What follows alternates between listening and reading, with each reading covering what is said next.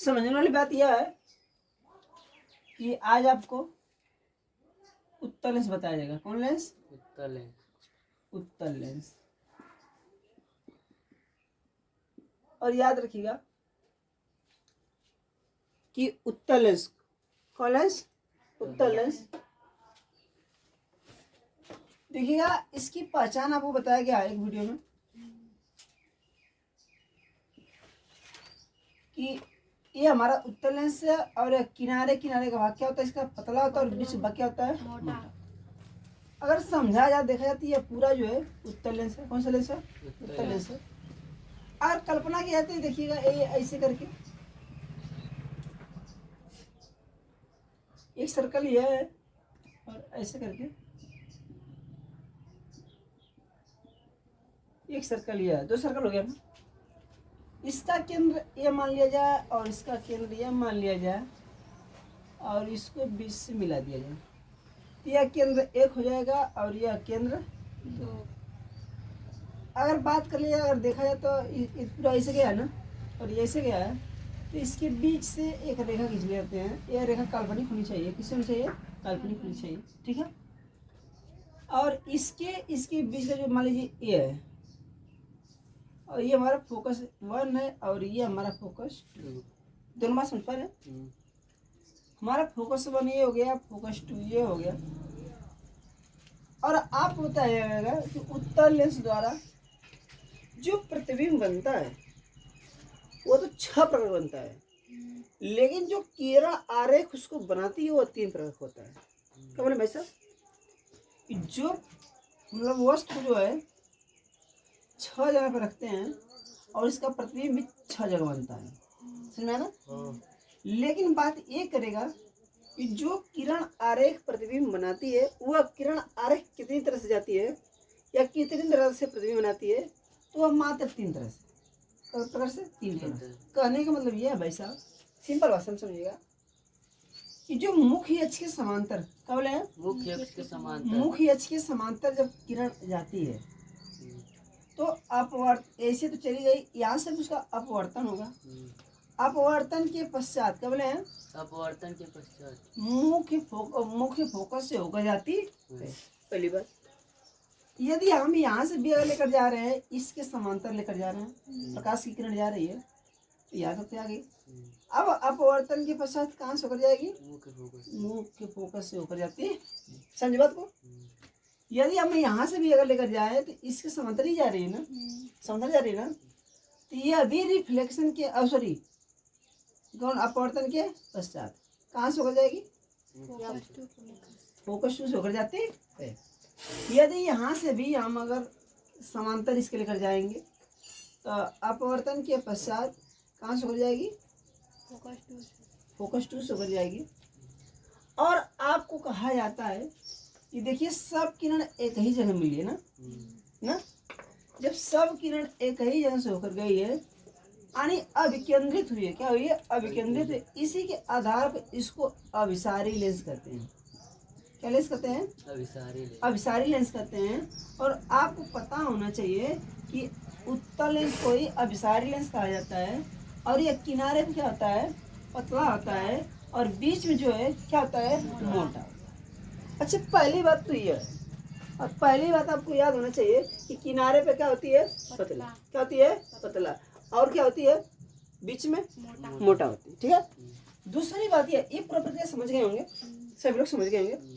तो दूसरी बात यह देखा जाएगा, ठीक है, थोड़ा सा इसको डस्ट कर ले कि ये तो पहली प्रक्रिया था, पहला वाला है ना, मतलब पहला प्रतिबिंब मतलब किरण आरेख जो है इसका उत्तल लेंस का बन गया। इसी तरह से हम क्या बनाएंगे? दूसरा का वाला 3 ठे होता है, कट होगा 3 ठे।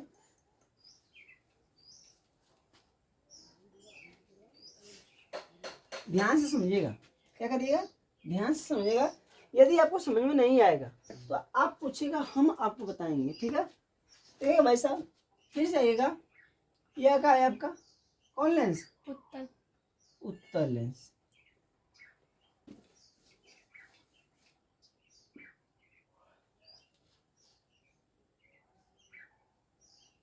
हो गया? और ऐसे इसको कर लीजिए। ठीक है? और इसको केंद्र 1 मान लीजिए, इसको केंद्र 2। समझ पा रहे ना? इसको फोकस मान लीजिएगा और इसको भी फोकस मान लीजिएगा, फोकस 2 फोकस 1 हो जाएगा ना। यह इसके अंदर काल्पनिक एक रेखा मान लिया जाएगा, क्योंकि अपवर्तन यहीं से होगा। ध्यान समझिएगा। अब कोई किरण भाई साहब अगर कहाँ से हो जाएगी, फोकस से। कहाँ से? फोकस से होगा, तो ऐसे यहाँ तक चली गई, कोई दिक्कत? अपवर्तन के पश्चात, इसके पश्चात अपवर्तन के पश्चात यह जो है कहाँ से हो जाएगी, मुख्य अक्ष के समांतर जाती। कहाँ? मुख्य अक्ष के समांतर जाती। कोई रेखा वैसा वैसे गया, फोकस पे गया, यहाँ तक आ गया ना। अब यहाँ से जो इसका अपवर्तन होगा वो किसके समान जाएगा, मुख्य अक्ष के समांतर जाएगा। भाई साहब यहाँ से भी कोई रेखा ऐसे गई ना। अब जो किरण रेखा जा रही है, ठीक है, किरण जा रही है और ये मुख्य अक्ष के समान कहाँ, अब यहाँ से करेंगे मुख्य अक्ष के समांतर जाती है। बात समझे ना। पहला नियम आप ये समझे है कि जब कोई रेखा, जब कोई रेखा मत कहिए, किरण कहिए। क्या कहिए? किरण कहिए।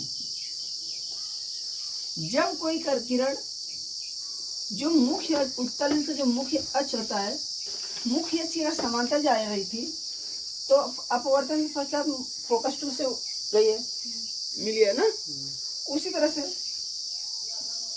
जब कोई किरण रेखा फोकस 1 से जाती है तो अपवर्तन के पश्चात कहाँ से हो जाती है, तो बोलिए मुख्य फोकस, मुख्य अक्ष के समांतर गुजरती है या जाती है। 2 बात याद हो गया। अगर दोनों बात आपको याद हो गया है तो तीसरी बात भी याद आ जाएगी। कौन सी बात आ जाएगी? तीसरी बात भी आ जाएगी। तीसरी बात कुछ भी नहीं है भाई साहब, तीसरी बात कुछ भी नहीं है। हम तीसरा थोड़ा सा एडजस्ट करके तीसरी वाली बात बता दे रहे थे ना।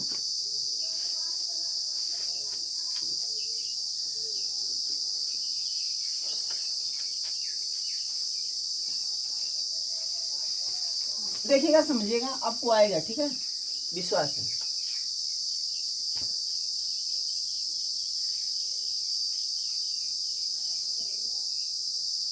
देखिएगा, ये आपका उत्तल लेंस है। कौन लेंस है? उत्तल लेंस है।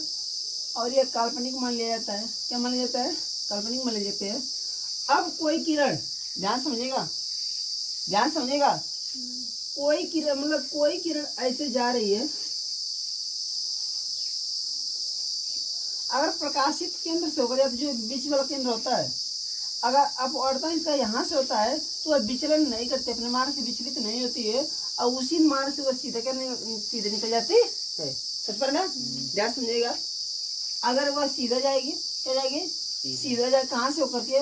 केंद्र से, जो केंद्र या प्रकाशित केंद्र इसको बोलते हैं, क्या बोलते हैं? प्रकाशित केंद्र बोलते हैं। यदि वह प्रकाशित केंद्र से होकर जाती है तो वह इसका होती है, सीधे निकल जाती है। आराम से समझिएगा। केंद्र हो गया, फोकस हो गया, फोकस से जाएगी तब अपवर्तन पश्चात समांतर जाएगी, ठीक ना। अगर फोकस है ना, अगर समांतर अगर जा रही है तो फोकस से यहाँ से जाएगी, अगर सीधे जाएगी तो सीधे निकल जाएगी। तीनों बता अपने भाषा में, किसी को दिक्कत। अब आइएगा उत्तल लेंस, बढ़िया समझिएगा। अब जो है आपको उत्तल लेंस बिंब की स्थिति, प्रतिबिंब की स्थिति, प्रकृति और आकार के बारे में समझते हैं। किसके बारे में समझते हैं? बोलिए। बिंब की स्थिति और प्रतिबिंब की स्थिति और प्रकृति और आकार। प्रकृति और आप एक सेकेंड में, एक बार में इसको याद कर जाएंगे। इतनी विश्वास बोलता है। क्या बोलता है? विश्वास बोलता है। देखिएगा, अगर ये आपको नहीं याद होगा तो आप बेशक कहिएगा कि आप अच्छे टीचर नहीं है, ठीक है। आइएगा, आज समझते हैं। देखिएगा, पहले हम आपको बना दे रहे हैं उत्तल लेंस। कौन लेंस? उत्तल लेंस। और उत्तल लेंस की देखिएगा पहली स्थिति समझिएगा। यहाँ लिखिएगा बिंब की स्थिति, क्या लिखिएगा? बिंब की स्थिति। फिर लिखिएगा प्रतिबिंब की स्थिति, प्रतिबिंब की स्थिति।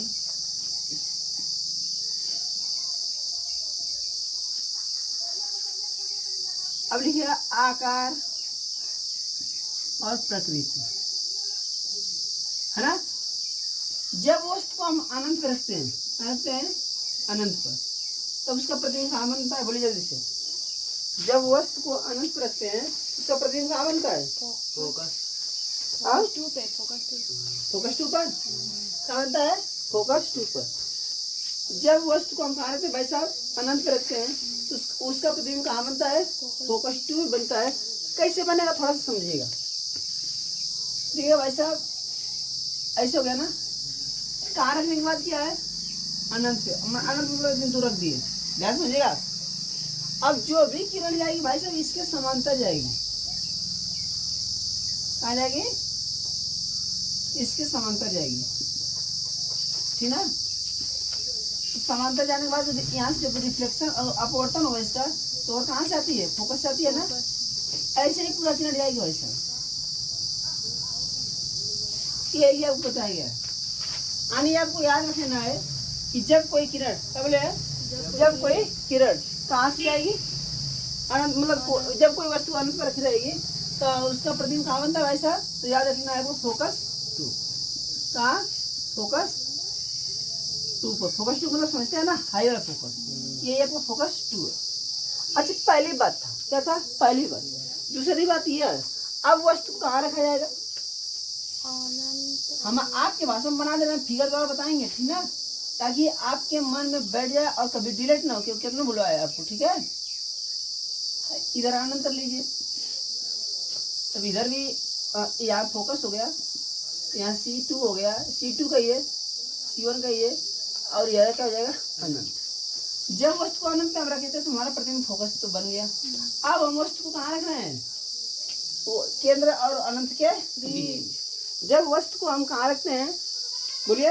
केंद्र और फोकस के, फोकस के अनंत के बीच में, तब उसका प्रतिबिंब कहाँ बनता है? फोकस और केंद्र के बीच। फोकस टू और केंद्र के बीच। बहुत बढ़िया।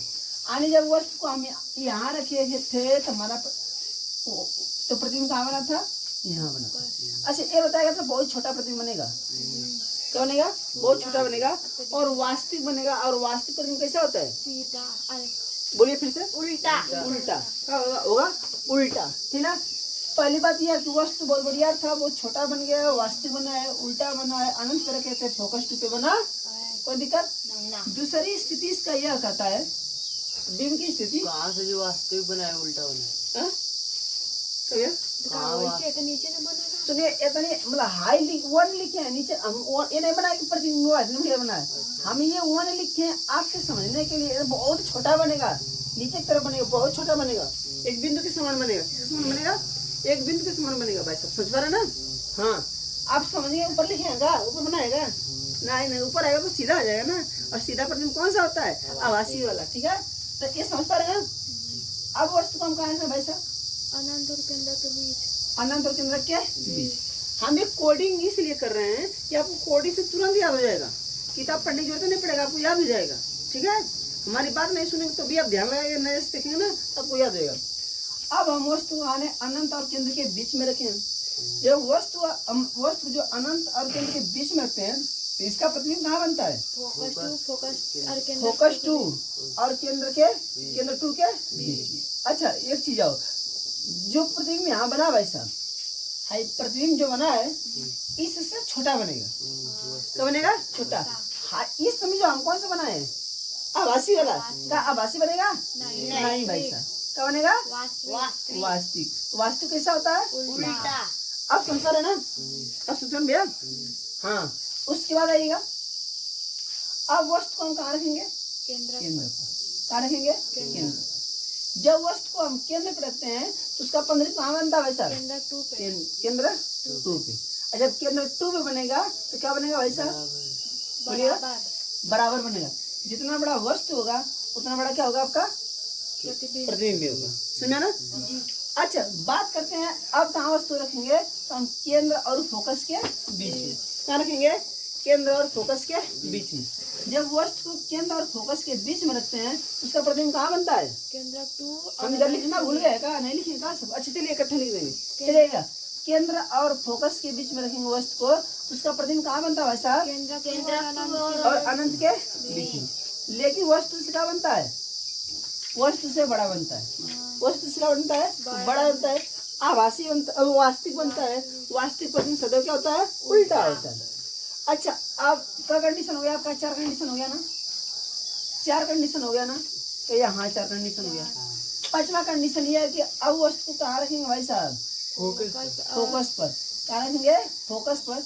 इसका प्रतिबिंब कहाँ बनता है, बोलिए कहाँ बनेगा, अनंत पर बनेगा भाई साहब। कहाँ बनेगा, अनंत पर बनेगा। यानी आपको ये बोला गया है कि जब वस्तु को फोकस पर रखा जाता है तो उसका प्रतिबिंब कहाँ बनता है, तो आप उसको तुरंत बोलिएगा इसका प्रतिबिंब कहाँ बनेगा, अनंत पर। यानी 5 नंबर यहाँ है, 5 नंबर खूब बड़ा बनेगा। क्या बनेगा, बहुत बड़ा बनेगा। कोई दिक्कत, कोई दिक्कत नहीं। 5 कंडीशन तो हम समझ गए। 6वां कंडीशन आपको समझना है, ठीक है। और 6वां कंडीशन समझने में आपको समय नहीं लगेगा। 6वां कंडीशन सीधा सीधा ये कहता है, जब वस्तु को यहाँ देखिएगा दर्पण के, सॉरी लेंस के, कहाँ, लेंस के और फोकस के बीच में रखा जाता है। क्या बोले हैं, लेंस और फोकस के बीच में रखा जाता है, तो उसका प्रतिबिंब इसी लेंस में ही बनता है। क्या बनता है, लेंस में ही बनता है और आभासी बनता है। क्या बनता है, आभासी। अगर आभासी बनेगा तो मतलब क्या हो जाएगा, सीधा सीधा। क्या हो जाएगा, सीधा। सुना ना, लेकिन बहुत बड़ा बनता है। क्या बनता है, बहुत बड़ा बनता है। उसको लिख लेंगे, ये जो प्रतिबिंब बनेगा क्या बनेगा, बहुत बड़ा बनता है। बात समझ पा रहे हैं सब लोग। अब देखिए सभी कंडीशन को हम लिख दे रहे हैं ताकि आपको क्या रहेगा, याद रहेगा। जब वस्तु को अनंत पर रखे थे तो उसका प्रतिबिंब फोकस ट्यूब में बना था। और कैसा बना था भाई साहब, उसकी मतलब आकार कैसा था प्रतिबिंब का, बोलिए। प्रतिबिंब का आकार, हाँ, अत्यधिक छोटा, अत्यधिक छोटा। इसी को हम कहते हैं बिंदु के समान, अत्यधिक छोटा या बिंदु के समान। और उसकी प्रकृति क्या था, बोलिए। वास्तविक, वास्तविकता है, उल्टा, वास्तविक प्रतिबिंब सदैव क्या होता है, उल्टा, उल्टा होता है। क्या होता है, उल्टा होता है। जब वस्तु को हम कहाँ रखे भाई साहब, दूसरा नंबर बोलिए, अनंत, अनंत और केंद्र के बीच में। तो लिख लेंगे, जब वस्तु को हम अनंत और केंद्र के बीच, केंद्र के बीच रखे हैं, तब प्रतिबिंब हमारा कहाँ बना था भाई साहब, फोकस टू, फोकस, फोकस 2 और केंद्र 2 के बीच में। बहुत बढ़िया, लिख लीजिए भाई साहब, फोकस 2 और केंद्र 2 के बीच, है ना। तो इसका आकार कैसा था भाई साहब, इसका आकार क्या था, वस्तु से छोटा था। क्या था, वस्तु से छोटा था। क्या था, वस्तु से छोटा। और कैसा था, तो वास्तविक। कैसा था, तो वास्तविक। वास्तविक कैसा होता, तो उल्टा। वास्तविक कैसा होता, तो उल्टा। तीसरी बात यह है भाई साहब, जब वस्तु को हम कहाँ रखेंगे, केंद्र पर। कहाँ रखेंगे, केंद्र पर। इसका प्रतिबिंब भी कहाँ बनेगा, केंद्र पर। अब क्या बनेगा, एक समान बनेगा। इससे वस्तु और प्रतिबिंब का जो है एक बराबर, उसी साइज जो आकार जो एक बराबर होगा, ठीक ना। और वास्तविक हो क्या होगा, वास्तविक होगा। और वास्तविक प्रतिबिंब सदैव क्या होता है, उल्टा होता है। उसके बाद चौथा कंडीशन की बात करते हैं। चौथा कंडीशन बोलिएगा, ध्यान बोलिएगा। चौथा कंडीशन, जब वस्तु को केंद्र और फोकस के बीच में रखते हैं, कहाँ, केंद्र और फोकस के बीच में रखते हैं, केंद्र और फोकस के बीच में रखते हैं, तो उसका प्रतिबिंब कहाँ बनता है वैसा बोलिए, केंद्र और अनंत के बीच। हाँ, केंद्र 2 और अनंत के बीच, अनंत 2 के बीच में इसका प्रतिबिंब बनता है, ठीक है। और प्रतिबिंब का मतलब जो वस्तु होता है, वस्तु से बड़ा क्या होता है आपका प्रतिबिंब, यानी वस्तु से क्या होता है, बड़ा होता है।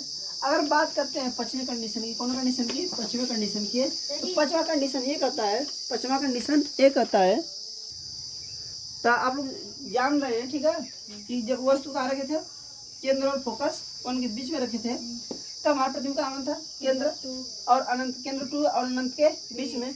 और इसका साइज, जो प्रतिबिंब का साइज था क्या था, बड़ा था और वास्तविक था। क्या था, वास्तविक था। और वास्तविक का मतलब क्या हो गया, उल्टा। क्या हो गया, उल्टा। उसके बाद एक बात करते हैं, एक होता है 4 नंबर, 5 नंबर समझिएगा।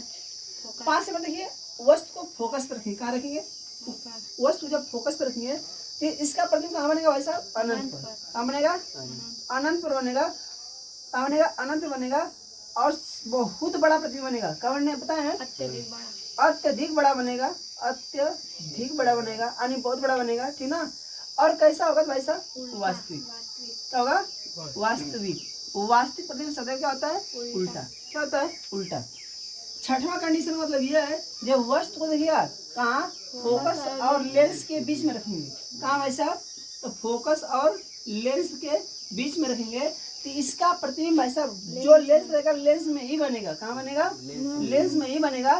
लेकिन भाई साहब बहुत बड़ा बनेगा। क्या बनेगा? बहुत बड़ा बनेगा। अगर इस चीज को आपको समझना होगा तो समझने का तरीका हम बता देंगे। बहुत बड़ा बनेगा। और कैसा बनेगा भाई साहब? आभासी बनेगा। क्या बनेगा? आभासी बनेगा। और आभासी प्रतिबिंब कैसा होता है भाई साहब? तो सीधा होता है। क्या होता है? सीधा होता है। और इस प्रोसेस को क्या करिएगा? याद रख लीजिए। क्या करिएगा? किसी को दिक्कत? सबको याद हो गया होगा? सबको याद हो गया? तब पूछ ले।